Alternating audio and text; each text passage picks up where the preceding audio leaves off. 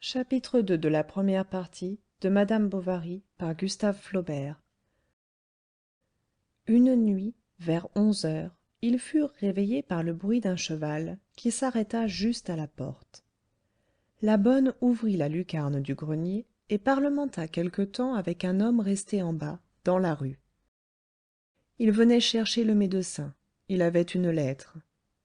Nastasie descendit les marches en grelottant et alla ouvrir la serrure et les verrous, l'un après l'autre. L'homme laissa son cheval et, suivant la bonne, entra tout à coup derrière elle.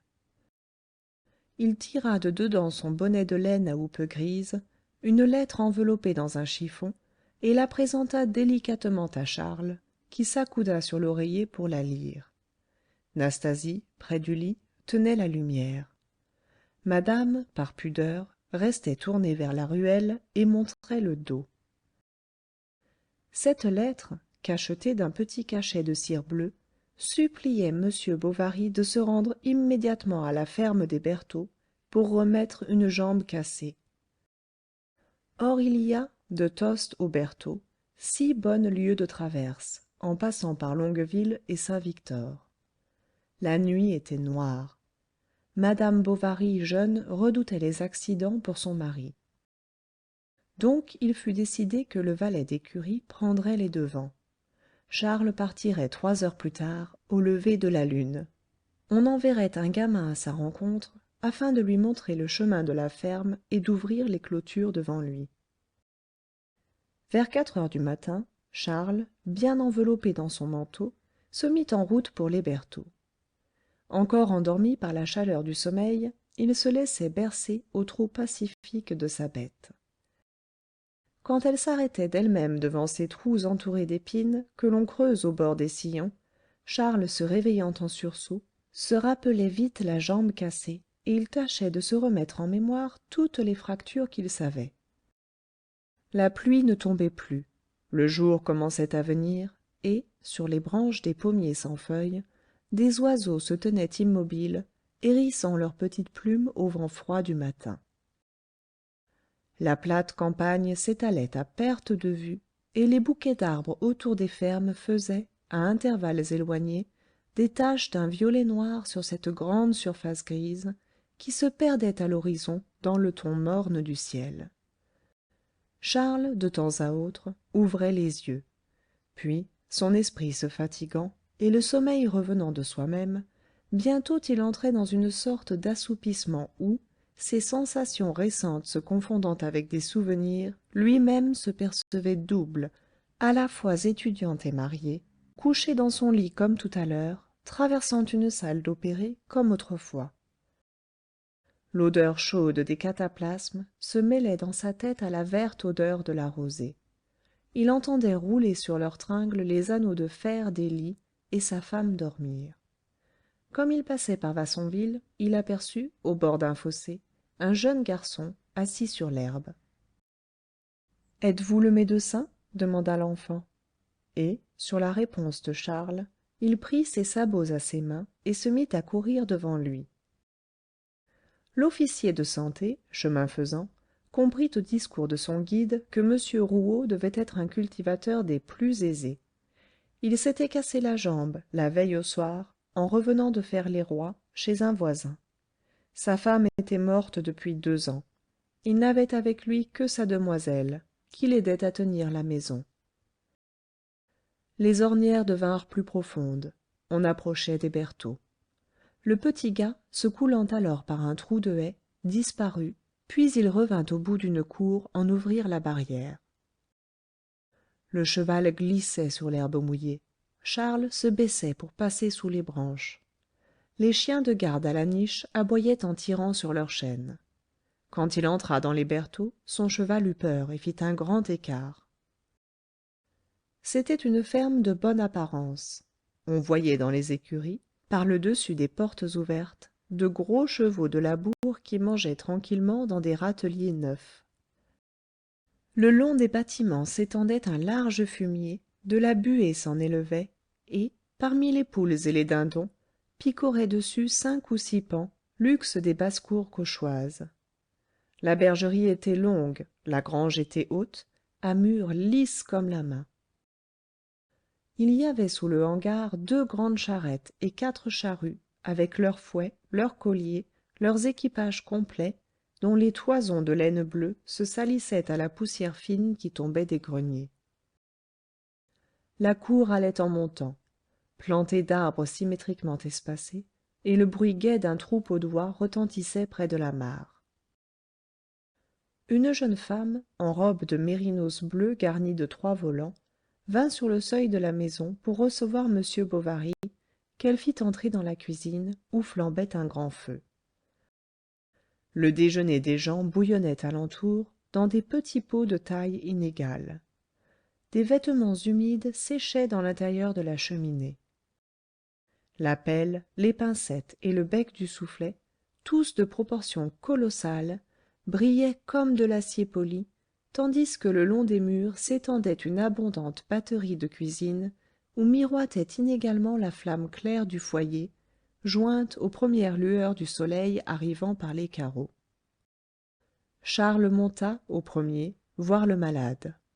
Il le trouva dans son lit, suant sous ses couvertures et ayant rejeté bien loin son bonnet de coton. C'était un gros petit homme de 50 ans, à la peau blanche, à l'œil bleu, chauve sur le devant de la tête, et qui portait des boucles d'oreilles. Il avait à ses côtés, sur une chaise, une grande carafe d'eau-de-vie dont il se versait de temps à autre pour se donner du cœur au ventre. Mais dès qu'il vit le médecin, son exaltation tomba, et, au lieu de sacrer comme il faisait depuis 12 heures, il se prit à geindre faiblement. La fracture était simple, sans complication d'aucune espèce. Charles n'eût osé en souhaiter de plus facile. Alors, se rappelant les allures de ses maîtres auprès du lit des blessés, il réconforta le patient avec toutes sortes de bons mots, caresses chirurgicales qui sont comme l'huile dont on graisse les bistouris. Afin d'avoir des attelles, on alla chercher, sous la charretterie, un paquet de lattes. Charles en choisit une, la coupa en morceaux et la polit avec un éclat de vitre, tandis que la servante déchirait des draps pour faire des bandes et que mademoiselle Emma tâchait à coudre des coussinets. Comme elle fut longtemps avant de trouver son étui, son père s'impatienta. Elle ne répondit rien, mais, tout en cousant, elle se piquait les doigts, qu'elle portait ensuite à sa bouche pour les sucer. Charles fut surpris de la blancheur de ses ongles. Ils étaient brillants, fins du bout, plus nettoyés que les ivoires de Dieppe et taillés en amande. Sa main pourtant n'était pas belle, point assez pâle peut-être, et un peu sèche aux phalanges. Elle était trop longue aussi, et sans molles inflexions de lignes sur les contours. Ce qu'elle avait de beau, c'étaient les yeux. Quoiqu'ils fussent bruns, ils semblaient noirs à cause des cils, et son regard arrivait franchement à vous avec une hardiesse candide. Une fois le pansement fait, le médecin fut invité, par M. Rouault lui-même, à prendre un morceau avant de partir. Charles descendit dans la salle, au rez-de-chaussée. 2 couverts, avec des timbales d'argent, y étaient mis sur une petite table, au pied d'un grand lit à baldaquin revêtu d'une indienne à personnages représentant des Turcs. On sentait une odeur d'iris et de draps humides, qui s'échappait de la haute armoire en bois de chêne, faisant face à la fenêtre. Par terre, dans les angles, étaient rangés, debout, des sacs de blé. C'était le trop-plein du grenier proche, où l'on montait par 3 marches de pierre. Il y avait, pour décorer l'appartement, accroché à un clou, au milieu du mur dont la peinture verte s'écaillait sous le salpêtre, une tête de Minerve au crayon noir, encadrée de dorures, et qui portait au bas, écrit en lettres gothiques, « À mon cher papa ». On parla d'abord du malade, puis du temps qu'il faisait, des grands froids, des loups qui couraient les champs la nuit. Mademoiselle Rouault ne s'amusait guère à la campagne, maintenant surtout qu'elle était chargée presque à elle seule des soins de la ferme. Comme la salle était fraîche, elle grelottait tout en mangeant, ce qui découvrait un peu ses lèvres charnues, qu'elle avait coutume de mordiller à ses moments de silence. Son cou sortait d'un col blanc, rabattu. Ses cheveux, dont les 2 bandeaux noirs semblaient chacun d'un seul morceau tant ils étaient lisses, était séparée sur le milieu de la tête par une raie fine, qui s'enfonçait légèrement selon la courbe du crâne. Et, laissant voir à peine le bout de l'oreille, ils allaient se confondre par derrière en un chignon abondant, avec un mouvement ondé vers les tempes, que le médecin de campagne remarqua là pour la première fois de sa vie. Ses pommettes étaient roses. Elle portait, comme un homme, passé entre deux boutons de son corsage, un lorgnon d'écaille. Quand Charles, après être monté dire adieu au père Rouault, rentra dans la salle avant de partir, il la trouva debout, le front contre la fenêtre, et qui regardait dans le jardin, où les échalades et haricots avaient été renversés par le vent. Elle se retourna. « Cherchez-vous quelque chose » demanda-t-elle. « Ma cravache, s'il vous plaît, » répondit-il. Et il se mit à fureter sur le lit, derrière les portes, sous les chaises. Elle était tombée à terre, entre les sacs et la muraille. Mademoiselle Emma l'aperçut. Elle se pencha sur les sacs de blé. Charles, par galanterie, se précipita et, comme il allongeait aussi son bras dans le même mouvement, il sentit sa poitrine effleurer le dos de la jeune fille, courbée sous lui. Elle se redressa toute rouge et le regarda par-dessus l'épaule en lui tendant son air de bœuf. Au lieu de revenir au berthaud 3 jours après, comme il l'avait promis, c'est le lendemain même qu'il y retourna, puis 2 fois la semaine régulièrement, sans compter les visites inattendues qu'il faisait de temps à autre, comme par mégarde. Tout du reste alla bien. La guérison s'établit selon les règles, et quand, au bout de 46 jours, on vit le père Rouault qui s'essayait à marcher seul dans sa masure, on commença à considérer M. Bovary comme un homme de grande capacité. Le père Rouault disait qu'il n'aurait pas été mieux guéri par les premiers médecins d'Yvetot ou même de Rouen. Quant à Charles, il ne chercha point à se demander pourquoi il venait au berthaud avec plaisir. Y eût-il songé qu'il aurait sans doute attribué son zèle à la gravité du cas, ou peut-être au profit qu'il en espérait. Était-ce pour cela, cependant, que ses visites à la ferme faisaient, parmi les pauvres occupations de sa vie, une exception charmante? Ces jours-là il se levait de bonne heure, partait au galop, poussait sa bête, puis il descendait pour s'essuyer les pieds sur l'herbe, et passait ses gants noirs avant d'entrer. Il aimait à se voir arriver dans la cour, à sentir contre son épaule la barrière qui tournait et le coq qui chantait sur le mur, les garçons qui venaient à sa rencontre. Il aimait la grange et les écuries. Il aimait le père Rouault, qui lui tapait dans la main en l'appelant son sauveur. Il aimait les petits sabots de mademoiselle Emma sur les dalles lavées de la cuisine. Ses talons hauts l'agrandissaient un peu, et, quand elle marchait devant lui, les semelles de bois, se relevant vite, claquaient avec un bruit sec contre le cuir de la bottine. Elle le reconduisait toujours jusqu'à la première marche du perron. Lorsqu'on n'avait pas encore amené son cheval, elle restait là. On s'était dit adieu, on ne parlait plus. Le grand air l'entourait, levant pêle-mêle les petits cheveux follets de sa nuque, ou secouant sur sa hanche les cordons de son tablier, qui se tortillaient comme des banderoles. Une fois, par un temps de dégel, l'écorce des arbres suintait dans la cour, la neige sur les couvertures des bâtiments se fondait. Elle était sur le seuil. Elle alla chercher son ombrelle, elle l'ouvrit. L'ombrelle, de soie gorge de pigeon, que traversait le soleil, éclairait de reflets mobiles la peau blanche de sa figure. Elle souriait là-dessous à la chaleur tiède, et on entendait les gouttes d'eau, une à une, tomber sur la moire tendue. Dans les premiers temps que Charles fréquentait les bertaux, madame Bovary jeune ne manquait pas de s'informer du malade, et même sur le livre qu'elle tenait en partie double, elle avait choisi pour m Rouault une belle page blanche. Mais quand elle sut qu'il avait une fille, elle alla aux informations, et elle apprit que mademoiselle Rouault, élevée au couvent, chez les Ursulines, avait reçu, comme on dit, une belle éducation, qu'elle savait, en conséquence, la danse, la géographie, le dessin, faire de la tapisserie et toucher du piano. Ce fut le comble. C'est donc pour cela, se disait-elle, qu'il a la figure si épanouie quand il va la voir, et qu'il met son gilet neuf au risque de l'abîmer à la pluie? Ah, cette femme, cette femme! Et elle la détesta d'instinct. D'abord, elle se soulagea par des allusions. Charles ne les comprit pas. Ensuite, par des réflexions incidentes qu'il laissait passer de peur de l'orage. Enfin, par des apostrophes à brûle-pourpoint auxquelles il ne savait que répondre. D'où vient qu'il retournait aux Bertaux, puisque m rouault était guéri et que ces gens-là n'avaient pas encore payé? Ah, c'est qu'il y avait là-bas une personne, quelqu'un qui savait causer, une brodeuse, un bel esprit. C'était là ce qu'il aimait. Il lui fallait des demoiselles de ville. Et elle reprenait. La fille au père Rouault, une demoiselle de ville. Allons donc. Leur grand-père était berger, et ils ont un cousin qui a failli passer par les assises pour un mauvais coup, dans une dispute.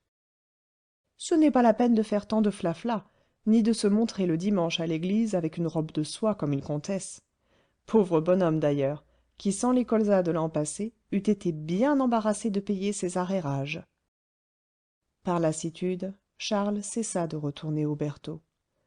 Héloïse lui avait fait jurer qu'il n'irait plus, la main sur son livre de messe, après beaucoup de sanglots et de baisers, dans une grande explosion d'amour. Il obéit donc, mais la hardiesse de son désir protesta contre la servilité de sa conduite, et, par une sorte d'hypocrisie naïve, il estima que cette défense de la voir était pour lui comme un droit de l'aimer. Et puis la veuve était maigre, elle avait les dents longues, elle portait en toute saison un petit châle noir dont la pointe lui descendait entre les omoplates. Sa taille dure était engainée dans des robes en façon de fourreau, trop courtes, qui découvraient ses chevilles, avec les rubans de ses souliers larges s'entrecroisant sur des bas gris. La mère de Charles venait les voir de temps à autre. Mais, au bout de quelques jours, la bru semblait l'aiguiser à son fil. Et alors, comme deux couteaux, elles étaient à le scarifier par leurs réflexions et leurs observations. Il avait tort de tant manger. Pourquoi toujours offrir la goutte au premier venu? Quel entêtement que de ne pas vouloir porter de flanelle! Il arriva qu'au commencement du printemps, un notaire d'ingouville, détenteur de fonds de la veuve dubuc, s'embarqua, par une belle marée, emportant avec lui tout l'argent de son étude. Héloïse, il est vrai, possédait encore, outre une part de bateau évaluée 6 000 francs, sa maison de la rue Saint-François. Et cependant, de toute cette fortune que l'on avait fait sonner si haut, rien, si ce n'est un peu de mobilier et quelques nippes, n'avait paru dans le ménage. Il fallut tirer la chose au clair. La maison de Dieppe se trouva vermoulue d'hypothèques jusque dans ses pilotis. Ce qu'elle avait mis chez le notaire, Dieu seul le savait, et la part de barque n'excéda point 1 000 écus. Elle avait donc menti, la bonne dame! Dans son exaspération, m bovary père, brisant une chaise contre les pavés, accusa sa femme d'avoir fait le malheur de leur fils en l'attelant à une haridelle semblable dont les harnais ne valaient pas la peau. Ils vinrent à Tostes. On s'expliqua. Il y eut des scènes. Héloïse, en pleurs, se jetant dans les bras de son mari, le conjura de la défendre de ses parents. Charles voulut parler pour elle, ceux-ci se fâchèrent, et ils partirent. Mais le coup était porté. 8 jours après, comme elle étendait du linge dans sa cour, elle fut prise d'un crachement de sang, et le lendemain, tandis que Charles avait le dos tourné pour fermer le rideau de la fenêtre, elle dit « Ah, mon Dieu !» poussa un soupir et s'évanouit. Elle était morte. Quel étonnement! Quand tout fut fini au cimetière, Charles rentra chez lui. Il ne trouva personne en bas. Il monta au premier, dans la chambre, vit sa robe encore accrochée au pied de l'alcôve. Alors, s'appuyant contre le secrétaire, il resta jusqu'au soir dans une rêverie douloureuse. Elle l'avait aimé, après tout. Fin du chapitre 2 de la première partie.